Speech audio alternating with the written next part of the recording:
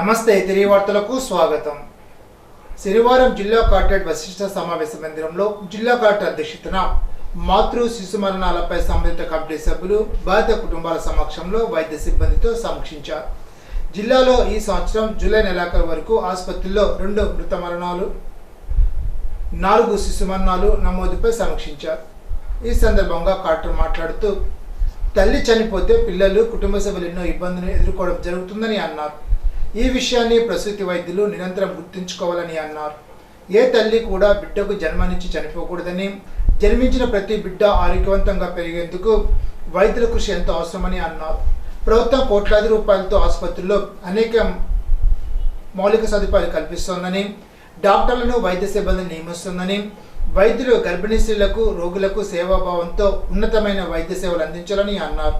సమావేశంలో జిల్లా వైద్య ఆరోగ్య శాఖ అధికారి doctor G Geetabai, DCH SP Suryanarayana, జిల్లా ఇమ్యునైజేషన్ అధికారి డి దేవవసులక్ష్మి తదితరులు పాల్గొన్నారు.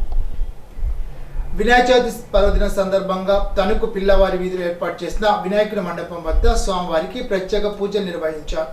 ఈ సందర్భంగా స్వామివారికి పంచామృతాలతో అభిషేకాన్ని నిర్వహించారు. అధిక సంఖ్యలో భక్తులు ఈ కార్యక్రమంలో పాల్గొన్నారు.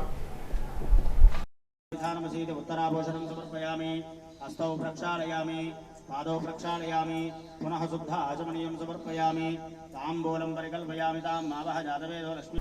తణుకు శ్రీ చిట్టూరింద్రయ్య ప్రభుత్వ కళాశాలలో తెలుగు అధ్యాపకురాలుగా పనిచేస్తున్న దారపురెడ్డి కనక మహాలక్ష్మికి డాక్టరేట్ పట్టా పొందారు. ఆచార్య నాగార్జున విశ్వవిద్యాలయం గుంటూరు తెలుగు విభాగాధిపతి డాక్టర్ NV కృష్ణారావు ఆధ్వర్యంలో ఇందిరాగంటి జానకి బాల కథా సాహిత్యం పరిశీలన అంశంపై పరిశోధన చేసి డాక్టరేట్ పట్టా పొందినట్టు కళాశాల ప్రిన్సిపాల్ C. చేడుకొండలు తెలిపారు. కళాశాల తెలుగు విభాగంలో అధ్యాపకురాలు కనక మహాలక్ష్మి తెలుగు సాహిత్యంలో లోతైన పరిజ్ఞానం కలిగి ఉంటారని, విద్యా బోధన పట్ల అంకితభావంతో పనిచేస్తారని కొనియాడారు. కళాశాలలో ఇప్పటికే పలు విభాగాల్లో డాక్టరేట్ పట్టాలు పొందిన అధ్యాపకుల సంఖ్య 10కి చేరడం గర్వంగా ఉందని అన్నారు.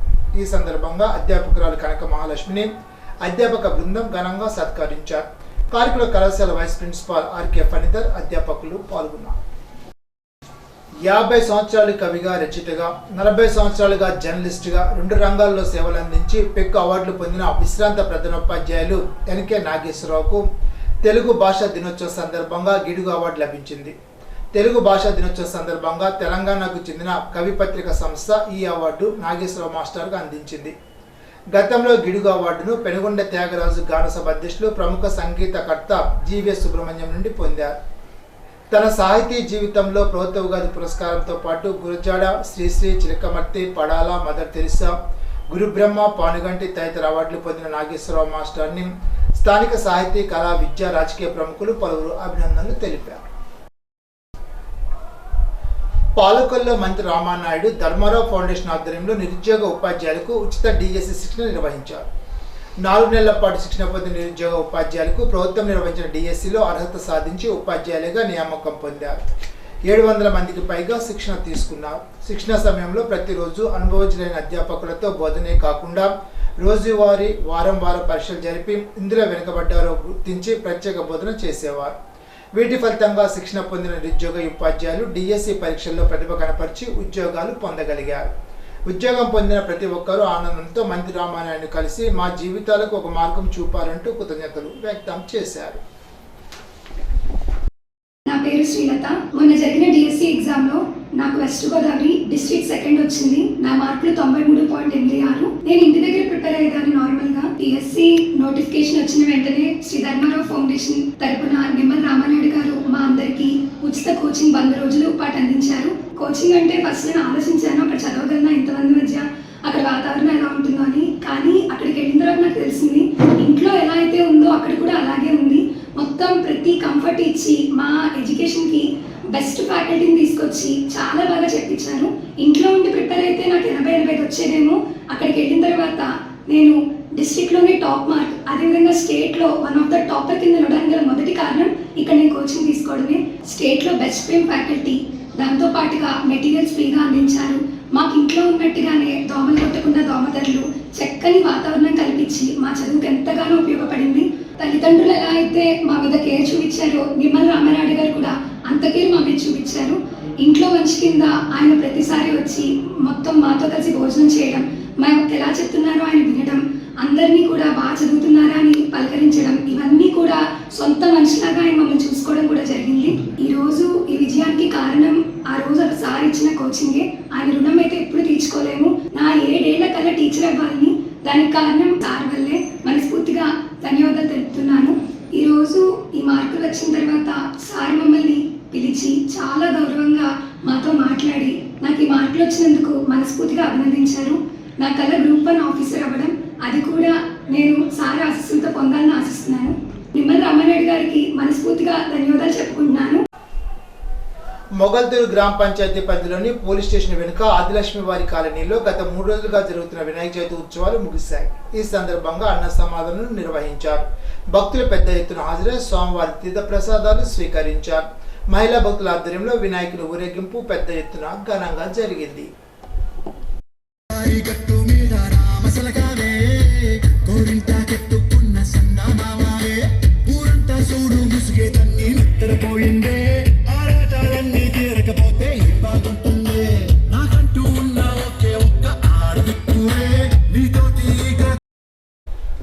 ఇప్పుడు తూర్పుగోదావరి జిల్లా వార్తలు. మహిళల భద్రతకు సంబంధించిన అంశాలను, చట్టాల సమాచారాన్ని పాఠ్య ప్రణాళికలో చేర్చాలని, ప్రతి వారం విద్యార్థులకు వీటిపై తరగతి నిర్వహించాలని రాష్ట్ర మహిళా commission chairperson doctor Rayapati Sailaja సూచించారు.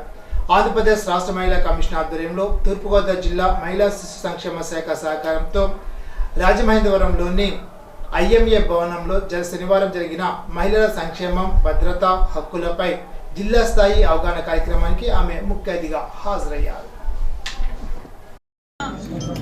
మా దగ్గరికి వచ్చే కేసెస్ బేస్ చేసుకొని కానివ్వండి, లేకపోతే వార్తల్లో వచ్చే కానివ్వండి, ఆ కేసెస్ బేస్ చేసుకొని ప్రభుత్వం కానివ్వండి, పోలీస్ డిపార్ట్మెంట్ కానివ్వండి ఎన్నో జాగ్రత్తలు తీసుకుంటున్నా, ఎన్నో చర్యలు చేపడుతున్నా కదా, ఇంకా ఎందుకు ఆడపిల్లల మీద అక్కడక్కడ అన్యాయాలు కానివ్వండి, వేధింపులు కానీ గురవుతున్నాయి అని ఆలోచించి దీనికి మార్గం ఏంటంటే కేవలం అవేర్నెస్, అంటే ఆడపిల్లలకు ఉండే హక్కులు, అలాగే వాళ్ళ ప్రొటెక్షన్కి ఏవైతే చట్టాలు ఉన్నాయో అవన్నీ కూడా జనాల్లోకి తీసుకెళ్ళాలి, ఆడపిల్లల్లోకి తీసుకెళ్ళాలనే ఉద్దేశంతో మేము అవేర్నెస్ ప్రోగ్రామ్ స్టార్ట్ చేసాము. ఆల్రెడీ రాయలసీమ జిల్లా ఒక 4 డిస్ట్రిక్ట్స్ కవర్ చేశాము. తర్వాత కాకినాడ, దెన్ ఈరోజు రాజమండ్రి రావడం జరిగింది. ఎందుకంటే మేము చూసే కేసెస్లో చాలా వరకు ఏంటంటే దాదాపు ఆడపిల్లలు తెలియనితనం కానివ్వండి, లేకపోతే ఆ వల్నరబుల్ ఏజ్ గ్రూప్లో ఉంటారు కాబట్టి ఎవరైనా ఒక వ్యక్తి స్నేహం చేసినప్పుడు లేకపోతే వాళ్ళ ట్రాప్లో పడిపోయి చేతుల జీవితాలు అనేది నాశనం చేసుకుంటారు. సో ఇలాంటి సెషన్స్ మేము క్రియేట్ చేసి కేవలం యాక్ట్ ఏంటి, ఈ చట్టాలు ఏంటి ఉన్నాయి మీకు హెల్ప్ అనే కాకుండా మేము రోజు చూసే సంఘటనలు ఏదైతే చెప్తున్నాం, ఎందుకంటే నిజంగా చూస్తున్నాం మేము. సో ఇలాంటి సంఘటనలు చెప్తూ ఆడపిల్లలకి ఇలా ఉంటుంది, బయట ప్రపంచం ఇలా ఉంటుంది, సో మీరు జాగ్రత్తగా ఉండండి, కొన్ని చేతుల మీ లైఫ్ స్పాయిల్ చేసుకోవద్దు అనే ఉద్దేశంతో కూడా అవేర్నెస్ సెషన్ చెప్తున్నాం. ఎందుకంటే ఆల్రెడీ తూర్పుగోదావరి జిల్లా కోర్టు ఆవరణలో ఈ సేవా కేంద్రాన్ని శనివారం జిల్లా ప్రధాన న్యాయమూర్తి గంధం సునీత ముఖ్య అతిథిగా పాల్గొని ప్రారంభించారు. ఈ సందర్భంగా జిల్లా ప్రధాన న్యాయమూర్తి గంధం సునీత మాట్లాడుతూ ఈ సేవా కేంద్రం ద్వారా పౌరులు కోర్టు సేవలు మరింత సులభంగా పొందగలరని తెలిపారు. న్యాయవాదులు వారి వృత్తిలో సమర్థతను పెంపొందించుకోవచ్చునని తెలిపారు. ఈ సేవా కేంద్రం జిల్లా కోర్టులో ఈ కోర్టు ప్రాజెక్ట్ ఫేజ్ 3 లెవెల్ 1 కిందకి ఏర్పాటు చేయబడిందని పేర్కొన్నారు. గోకవరం మండలం అచ్చేపేట గ్రామం చెందిన రుబ్బి వెంకట సత్యవతి ఆస్తి వివాద పరిష్కారమైందని రాజమహేంద్రవరం రెవెన్యూ డివిజనల్ అధికారి ఆర్ కృష్ణనాయక్ తెలిపారు. శనివారం ఆర్డీఓ కార్యాలయంలో సంబంధించిన పత్రాలను వృద్ధురాలికి ఆర్డీఓ అందజేశారు. శనివారం తూర్పుగోదావరి జిల్లా ప్రధాన న్యాయమూర్తి, జిల్లా న్యాయ సేవాధికార సంస్థ చైర్మన్ గంధం సునీత, రాజమహేంద్రవరంలో విధులు నిర్వహిస్తున్న న్యాయమూర్తులు జిల్లా కోర్టు ఛాంబర్లో సమావేశాన్ని నిర్వహించారు. సెప్టెంబర్ 13వ తేదీన జరుగున్న జాతీయ లోక్ అదాలత్లో ఉమ్మడి జిల్లాలో ఉన్న అన్ని న్యాయస్థానాల్లో పెండింగ్లో ఉన్న అన్ని రకాల సివిల్ కేసులు, క్రిమినల్ కేసులు, ప్రీ లిటిగేషన్ కేసులను అధిక సంఖ్యలో పరిష్కరించేందుకు కృషి చేయాలని అన్నారు. అదనపు జిల్లా న్యాయస్థానాల్లో మోటార్ వాహనాల యాక్సిడెంట్ కేసును పరిష్కరించి బాధితులకు పరిహారం అందించేందుకు ప్రత్యేక చొరవ తీసుకోవాలని అన్నారు. వీటితో పాటు భూ వివాదాలు, ఆస్తి వివాదాలు, రెవెన్యూ కేసులు, మున్సిపాలిటీ కేసులు, రాజీ పడదగిన అన్ని ఇతర కేసులు పరిష్కరించేందుకు పలు సూచనలు చేశారు. తూర్పుగోదావరి జిల్లా బార్ల కేటాయింపు కార్యక్రమం శనివారం రాజమహేంద్రవరం రెవెన్యూ డివిజనల్ అధికారి కార్యాలయంలో రెవెన్యూ డివిజనల్ అధికారి ఆర్ కృష్ణ నాయక్ అధ్యక్షతన జిల్లా ఎక్సైజ్ అధికారి సిహెచ్ లావణ్య పర్యవేక్షణలో జరిగింది. ఈ సందర్భంగా ఓపెన్ కేటగిరీలో మొత్తం 22 బార్లకు గాను కేవలం 6 బార్లకు మాత్రమే దరఖాస్తులు అందాయని అన్నారు. రాజమహేంద్రవరం నగరానికి చెందిన 6 మంది ఒక్కో బార్కు ఒక్కొక్కరు దరఖాస్తు చేయగా లాటరీ విధానంలో ఎంపిక చేయడం జరిగిందని తెలిపారు. ఈనాటి బంగారు మాట. నీ అంగీకారం లేకుండా నీ ఆత్మగౌరవాన్ని ఎవరూ తగ్గించలేరు. మహాత్మా గాంధీ. ఈ వార్త ఇంతటితో సమాప్తం. తిరిగి బిజినెస్లో కలుసుకుందాం. అంతవరకు సెలవు. నమస్కారం.